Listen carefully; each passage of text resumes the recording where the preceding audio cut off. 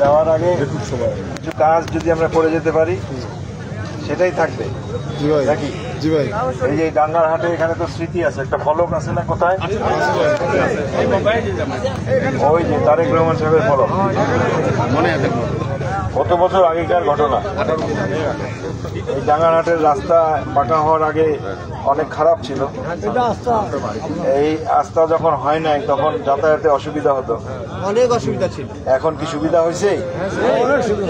এখানে বিদ্যুৎ ছিল না আগে, আপনাদের জানা আছে যারা মুরব্বী।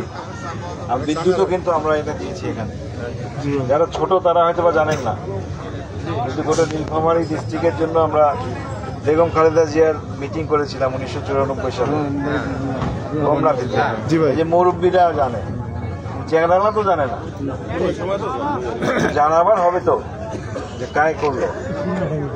ওইখান থেকে আস্তে আস্তে গোটা ডিমলা, গোটা নীলফামারী জেলায় পল্লী বিদ্যুৎ উনি স্যাংশন করছেন, যার জন্য এখন প্রতিটা গ্রামে আমাদের বিদ্যুৎ আছে।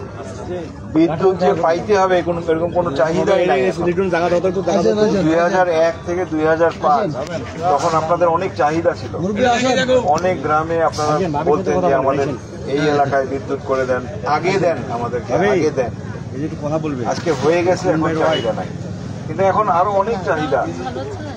আপনাদের হয়তো বা অন্যান্য অসুবিধা আছে, তো সেগুলা গত 18 বছরে দুর্ভাগ্য আমাদের যে এই দেশে এই এলাকায় তো প্রতিনিধি ছিল, জনপ্রতিনিধি, ওনারা কি করছেন আমি জানি না, আপনারা ভালো বলতে পারবেন। কিন্তু আমাদের উত্তরাঞ্চল মানে এখানে বাদে ধরে নিবেন ঠাকুরগাঁ অথবা পঞ্চগড় বা দিনাজপুর, আপনারা যদি ওই শহরগুলোতেও যান দেখবেন যে আমাদের নীলফামারীর উপজেলা থেকে ওদের উপজেলাগুলো অনেক উন্নত। এটা কেন হলো? এটা কারণ কি?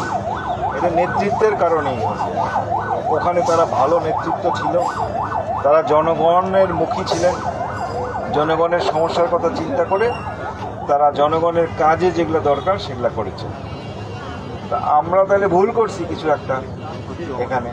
আমাদের যারা সাধারণ ভোটার, আমরা হয় আমাদের কেউ ভুল বোঝাইছে অথবা আমরা ভুল বুঝছি। আমরা একটা সময় ছিলাম খায়ে লাঙ্গল না খেয়ে লাঙ্গল, মনে আছে নাকি? এলাও আছেন নাকি? লাঙ্গল টাঙ্গল আছে নাকি? ভোটার দিতে আরেকটা হচ্ছে নৌকা। নৌকা তো হারাই গেছে।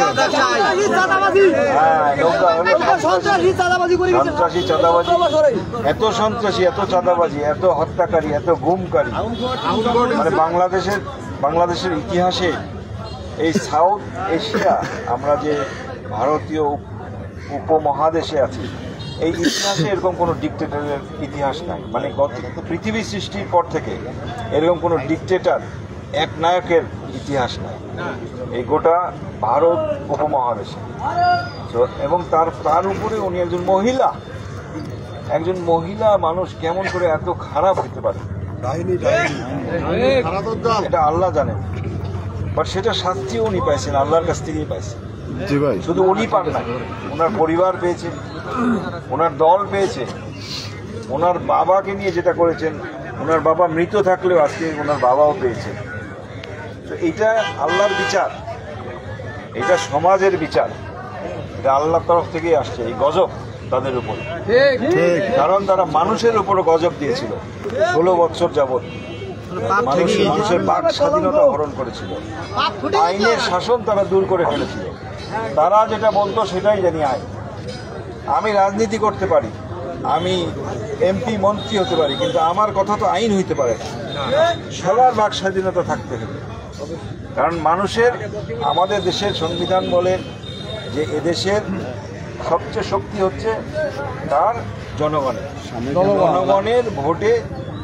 জনগণ হলো এই দেশের মালিক, আমাদের সংবিধান তাই বলে এই সার্বভৌমত্বের মালিক দেশের জনগণ। কিন্তু তারা মনে করতো যে তারা এই দেশের মালিক আর আমরা সবাই দেশের চাকর। তারা রাজা, আমরা প্রজা। কেউ রাজা না, কেউ প্রজা না, আমরা সবাই সমান, সবার সমান অধিকার আছে। মানুষ পছন্দ করলে কাউকে জনপ্রতিনিধি বানাতে পারে, আবার মানুষ অপছন্দ করে সেই জনপ্রতিনিধিকে টেনে নামাতে পারে। এটাই তো অধিকার, এই শক্তিটা আপনাদের কাছে আছে। তো আপনারা আপনাদের শক্তিতে বলিয়ান থাকেন। ইনশাল্লাহ সামনে একটা জাতীয় গণতান্ত্রিক পদ্ধতিতে নির্বাচন হবে বলে আমরা আশা করি। সেটা যত তাড়াতাড়ি হয় তত মঙ্গল আমাদের। তো আমরা দোয়া করি আপনারা ভালো থাকেন। তার আগে আপনাদের জন্য যতটুকু কাজ করা সম্ভব, যেহেতু আমার দেশে আসার তৌফিক দিয়েছেন আল্লাহ, আমি চেষ্টা করে যাব যতটুকু করতে পারি। এরকম ফলক আরো লাগুক, আরো রাস্তা হোক, কলেজ হোক, ব্রিজ কালভার্ট হোক, বা আপনাদের চাকরি বাকরির যাদের প্রয়োজন আছে তাদের জন্য আমরা চেষ্টা করবো ইনশাল্লাহ। আপনারা শুধু দোয়া করবেন যাতে এই কাজ আমরা করতে পারি। ধন্যবাদ আপনাদেরকে। জড়ো হওয়ার তুইন ভাই এগিয়ে চলো, তুইন ভাই এগিয়ে চলো, তোমার টিমের মাটি, তুইন ভাইয়ের ঘাটি, তুইন ভাই ভাই নাই। ধন্যবাদ।